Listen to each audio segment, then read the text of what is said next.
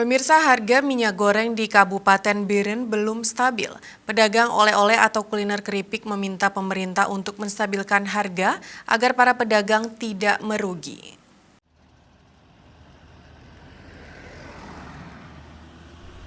Hingga saat ini harga minyak goreng di Kabupaten Biren masih belum stabil.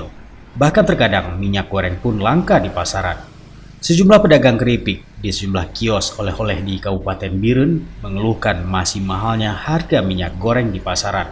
Akibatnya, pedagang oleh-oleh merugi karena tak seimbang dengan keuntungan yang ia dapatkan dan harga keripik atau makanan yang dijual.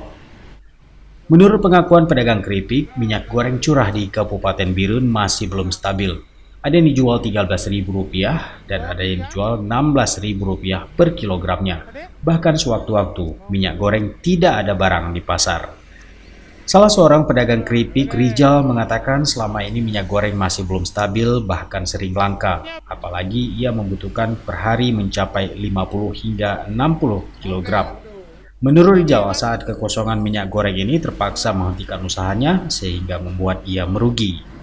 Nah, ini harga minyak belum stabil, ada yang jual 13, ada yang 15, ada yang 14,5, ada yang nggak ada barang.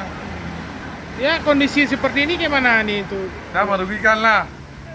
Ada nanti hari ini mau goreng udah nggak ada minyak. Nah, udah putus minyak.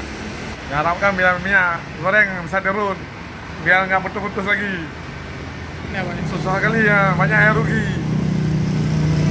Modal keripik 50 jual 40. Rijal berharap pemerintah dapat mengontrol dan menstabilkan harga minyak goreng di pasaran, sehingga bagi pengusaha kuliner seperti dirinya tidak merugi.